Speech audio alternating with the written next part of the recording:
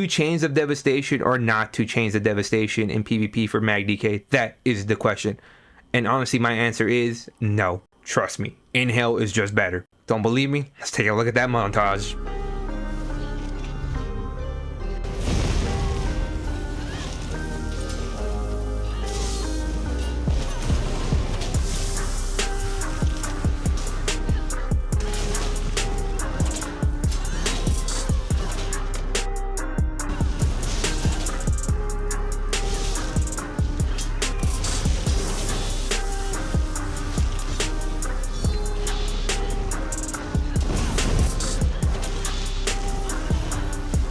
Alright, cool beans. Hope you guys did enjoy that small montage. I'm Hex.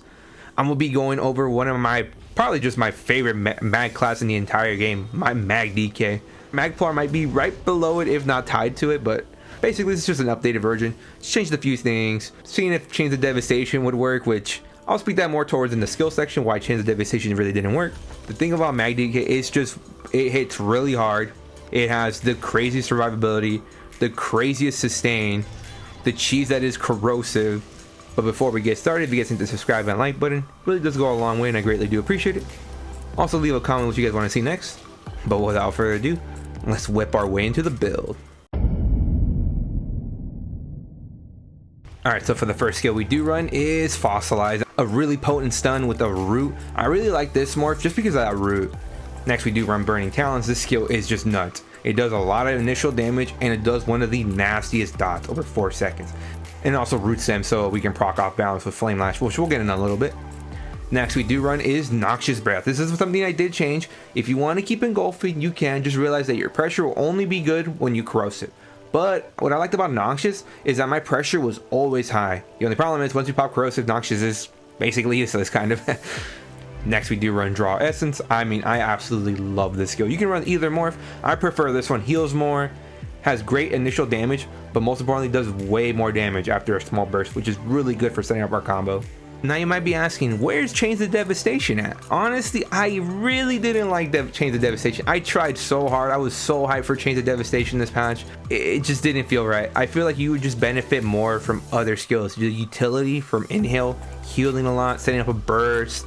Honestly, I think Embers would just be better because you can apply it on multiple targets and heal off every time it does damage to each individual target. But yeah, if you do want to put Chains of Devastation, you could put it instead of Inhale, but honestly, Inhale / Draw Essence / whatever the other morph is called, it's just too good. Honestly, I wouldn't.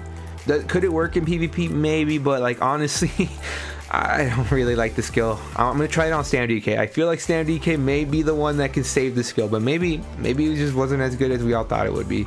Next, we run Flame Lash. On this build, run Flame Lash, please. Molten Whip, no good on this build, since the only way to proc Molten Whip would be Noxious Breath. And if you spam Noxious Breath, well, let's hope this will keep nearby for you to res that.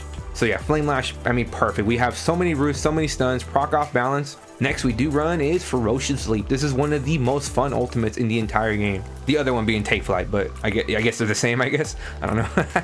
But yeah, I mean, if you want the most damage, if you're probably not just going off pure corrosives, you could slot a Dawnbreaker. 3% more weapon and spell damage, Banish the Wicked, Skill Tracker, really good, but you know, obviously Take Flight is a really fun ultimate, and it can save your life. You look at that. Gives you a shield equal to half your health in PvP, like beautiful.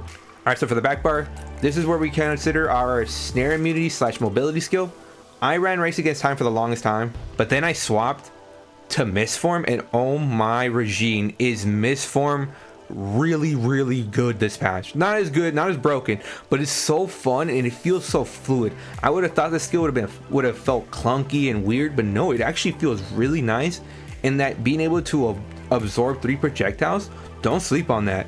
Being able to absorb a meteor or a snipe at no cost for up to our health, really strong. Now what morph you want to go is up to you.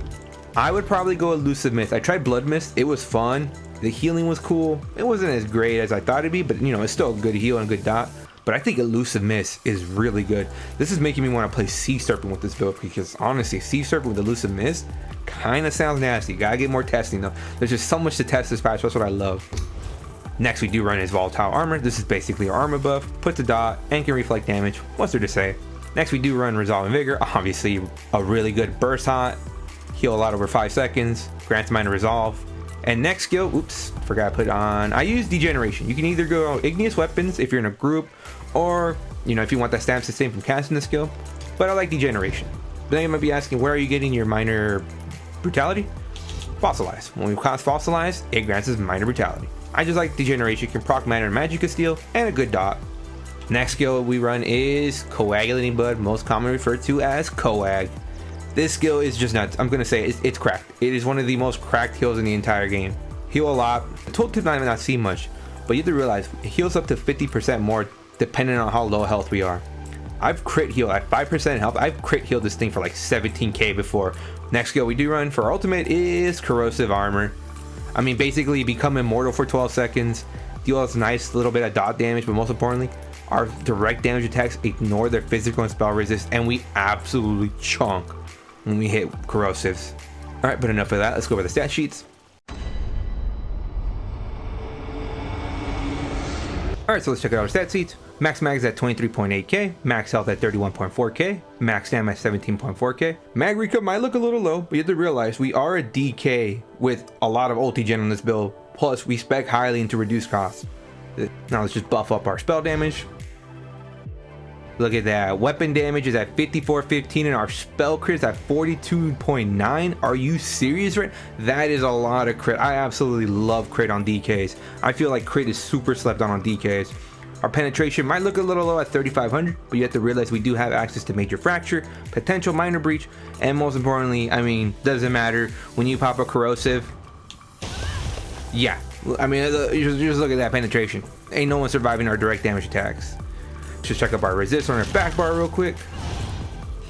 Our resist is at 31.6k and our physical resist is at 29.5k. This actually can be boosted up because we are running a little set called Blood Spawn.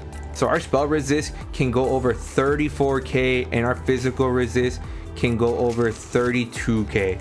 Yes, crazy. And our crit resist is at 2082.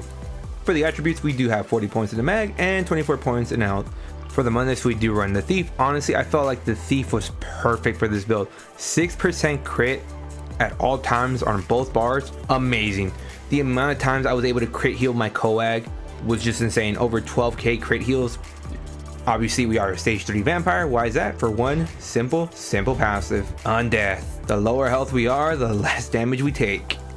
And for my race, I am a Dark Elf. Dark Elf, I feel like, is... when OG players think of MagDK, they think of Dark Elf because Dark Elf was like mandatory on MagDKs back when they used to do like 7% flame damage. It was crazy. We do have some reworked passives for like the longest time. Dynamic, increase our max mag and max stam by over 1900. Resist flame, 4620 flame resist, because the only counter to a MagDK is another MagDK, and this basically lets us have the one up on the MagDK. And Ruination, increases our weapon and spell damage by 258. So some alternatives, Khajiit could be really good since we are spec'd very highly into crit. Breton could be really good if you want more sustain. I'd probably stay away from the other ones. Argonian, maybe. High Elf, Alright, but enough of that. Let's go over the sets now.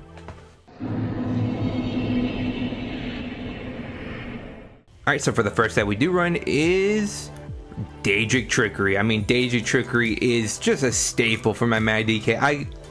It's just like Blood Spawn. I can't take this off my DK. I just love this set so much. Being able to get 1 of 5 random major buffs is just insane. Major Expedition, 30% move speed, protection, 10% damage reduction, mending, 16% healing done, vitality, 16% healing received. And if you get those 2 procs together, which you can, your burst healing back to full to keep. But my most favorite of them all, Major Heroism. Just being able to generate so much ultimate to cast as many corrosives or leaps as I want, but most importantly, that is direct sustain for us because we benefit from Battle Roar. It's just a beautiful set. I absolutely love it. So for our monster, we do run Blood Spawn. I mean, Blood Spawn on a DK is like butter on toast. You can't have one without the other. Being able to get tankiness, ulti, which is, you know, more damage because we're doing more corrosives or leaps, and sustain on the DK because of Battle Roar. So next we do run One Piece Training, just because it's like any meta build, we do run a front bar, back bar setup with a Mythic and Training. Why Training? Because we have 1 slot available, so why not put Training? It gives us the most max health for a One Piece. And what Mythic do we run with this build? I mean, you can just tell from the picture, Markin, Ring, and Majesty. 60 to 70% of builds that run Mythics are probably running this Mythic. Like, the fact that it has so little downside. The only downside is you have to wear 3 pieces of gear, which if you build around right, it's not even a downside. It's just 200 weapon and spell damage, 2300 armor. Just here you go for free on this build. Like, don't even have to think. That's what I love about it. And for our main set we do run is, well, pretty sure you know since it's an updated build, Burning Spell Weave. Burning Spell Weave is just cracked on DK, especially MagDK. Being able to get almost 500 weapon and spell damage for 8 seconds with a 12-second cooldown, so 4-second downtime, like, this is crazy. It puts burning, which is damage, and it's sustained for DKs from combustion, can be carried over to your back bar.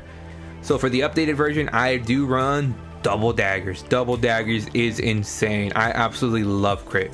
If you are coming from the previous build from last patch, you could just stick to your double swords if you want, perfectly fine.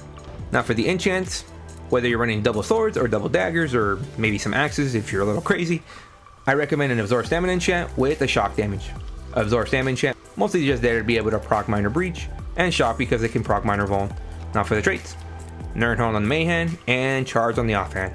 Nirnhorn, please, on the main hand, it makes it different, and Charge, well, we have so many dots. If we keep proccing burning, they're gonna get withered down and it's gonna hurt. For my back bar, I do run a Restoration Staff with Deja Trickery with an Absorb Magicka enchant, and for the trait, I do run Defending. You could run Decisive, I really wouldn't. The tankiness from Defending is just too good to pass up, and like I always say, tankiness is next to godliness. And for my body, I do run the typical 3-3-1. 3 heavy, 3 light, 1 medium. So for my heavy, I do run a heavy head and shoulders of Bloodspawn. For my last heavy, I do run a heavy chest of Deja Trickery. For my light, I do run a sash and hands of Burning Spellweave. And for my last light, I do run a feet of Deja Trickery. And for my 1 medium, I do run a medium legs of Deja Trickery. Now for the enchants, if you can, try stat all the pieces. If you can't do that, try stat the big pieces. What I mean by that is head, chest, and legs. And if you can't do that, max mag is perfectly fine. Just adjust your health attributes at the end. Now for the traits, 1 reinforce, 6 Empen. Yes, 1 reinforce, 6 Empen. The only reinforce I have is a heavy chest of Deja Trickery reinforce. Can you believe I transmuted it to reinforce from Impen rather than just crafting a whole new chest? I don't know what I was thinking that transmutes were less valuable than temps, because I could honestly take those transmutes right now. But anyways, besides the point. And for the jewelry, we do run a necklace of the training, Burning Spellweave ring, and a marking Ring of Majesty because it only comes in a ring, duh. Now for the enchants, I do have 2 reduced mag costs and a weapon and spell damage with Mag Recub. If you are newer to DK or having a little more sustain issues, you could go 3 reduced mag costs, perfectly fine. Or if you truly do want to push the limits of DK, you could go 2 weapon and spell damage enchants. So the way to make these weapon and spell damage enchants with Mag Recub is Rapora, Magdaddy, Kuda. And the way to make these reduced mag costs, I believe it is Tade, Makoma, Kuda. Yeah. And for the traits, full Bloodthirsty. Bloodthirsty just absolutely slaps so hard, especially since we're going reduced cost. Just in general, Bloodthirsty is just really, really good. The most possible damage. The only problem about DK, they have no execute. You make up for it with Bloodthirsty. There's no ifs, ands, or buts. Full Bloodthirsty, please. Trust me, you won't regret it. Even if you do run purple, the whole buff to Bloodthirsty for lower traits, perfect. Alright, so for the food we do run, like I said earlier, Orzhov Smoked Bear Haunch, the most maxed health and a lot of recuv. Obviously, if this food is too expensive, the purple version Jewels of Mistral is perfectly fine. The only thing you would notice is about 400 less health. And for the pots, the main pot I do run is Immovability with Spell Crit and Mag Pots. This is how we get our 12% crit. The reason we run Major Prophecy is because we just want Mag Pots. And the only crit we can get with Mag Pots is Major Prophecy. Obviously, if these pots are too expensive, you can obviously just run the Alliance Spell Pots. They do the exact same thing, you're just trading the immovability for Major Sorcery. That's it. But obviously, always have Tripod Slot. Always mandatory to have Tripod Slot on every build. Alright, but enough of that, let's go over the CP now. For the blue CP, we do run Fight and Finesse. Increases our critical damage, critical healing by 8%. Focus Many increases our healing done with single target heals. Exploiter increases your damage done against off-balance enemies. And Ironclad reduces the damage taken by direct damage attacks. And for the red CP, typical red seal of approval CP, Celerity increases our movement speed by 10%. Honestly, in my opinion, the best CP in the entire game. Survival Instincts, while flipped with a status effect, your car combat skills cost up to 25% less. Relentlessness, being stunned or fear causes you to gain major protection for 3 seconds. Now you might be asking, why would you run this when Deja Trickery gives you major protection. The thing is, you're not always guaranteed to have major protection up for Nature Trickery. Plus, this gives it to you when you need it the most. When you're getting stunned, more than likely you're going to get a burst. Someone's going to try to burst when they stun you. More than likely you're going to get in cap into a boat. Major protection will save your life, trust me. And Pain's Refuge. This is your damage taken by 2% for every 2 negative effects active on you, up to a max of 20. And for the green CP, doesn't ever really matter. Rationer, Liquid Efficiency, Gifted Rider, and Seeds Blessing. But alright, cool beans, that's the build. Hope you did enjoy the build video. Honestly, it was really fun bringing out the MagDK. The damage, the sustain, the survivability, but most importantly, it's just when you like, it's just a fun class. Like, it honestly is probably one of the most fun mag classes in the whole game. Hope you guys did enjoy the build video. Like the video if you liked it. Comment your thoughts or experience with the build. Also, anything I might have missed out, what video I should do next. Subscribe for more, but most importantly, stay zerging.